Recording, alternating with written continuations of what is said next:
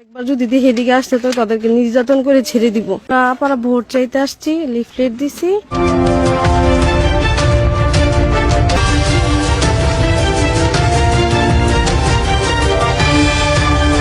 সাম্প্রতিক সময়ে দেশের বিভিন্ন স্থানে রাজনৈতিক উত্তেজনার প্রেক্ষাপটে বাংলাদেশ জামায়াতে ইসলামীর নারী কর্মীদের ওপর বাংলাদেশ জাতীয়তাবাদী দলের বিএনপি নেতাকর্মীদের হাতে হেনস্থা এবং হিজাব বোরকা অবমাননার অভিযোগ উঠেছে। এই অনাকাঙ্ক্ষিত বিষয়টিকে কেন্দ্র করে একটি প্রতিবেদন নিচে তুলে ধরা হল। রাজনৈতিক কর্মসূচিতে নারী কর্মীদের হেনস্থা ও ধর্মীয় অনুভূতিতে আঘাত। প্রেক্ষাপট: বিগত কয়েকদিনে দেশের বিভিন্ন জেলায় রাজনৈতিক কর্মসূচি চলাকালীন বিএনপি এবং জামায়াতে ইসলামীর কর্মীদের মধ্যে সংঘর্ষ ও উত্তেজনার খবর পাওয়া গেছে।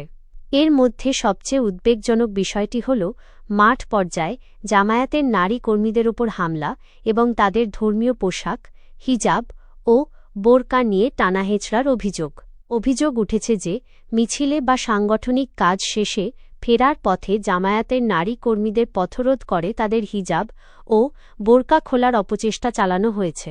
এটিকে ধর্মীয় ও ব্যক্তিগত স্বাধীনতার ওপর চরম আঘাত হিসেবে দেখছেন ভুক্তভোগীরা। শারীরিক হেনস্থা: রাজধানীসহ দেশের বেশ কয়েকটি জেলা শহরে বিএনপি কর্মীদের দ্বারা নারী কর্মীদের ধাক্কাধাক্কি ও লাঞ্ছিত করার খবর পাওয়া গেছে না। মিছিলে অংশগ্রহণকারী নারীদের উদ্দেশ্য করে কুরুচিপূর্ণ মন্তব্য ও সামাজিক মর্যাদা ক্ষুণ্ণ করার মতো স্লোগান দেওয়ার অভিযোগ উঠেছে।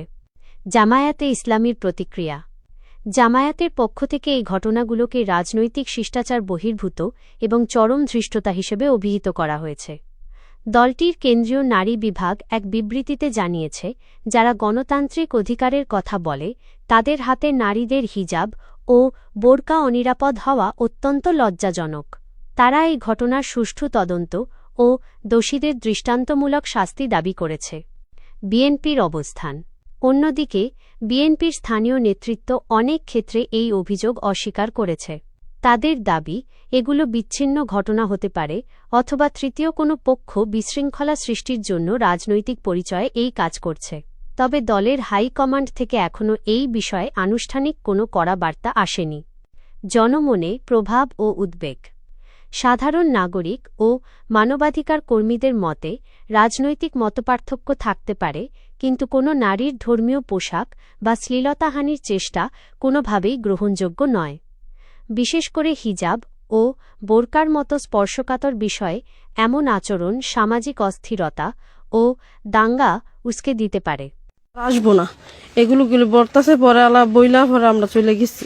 এরকম এরা আটকায়া ৭১-এর দালাল, যুদ্ধ অপরাধী, এরকম নানান ধরনের বিশ্রী ভাষা ব্যবহার করে এদেরকে আপনার ঘেরাও করে ফেলছে। একদম ৪জন ছিল, এই ৪জনকে আটকে এরকম নোংরা ব্যবহার করছে।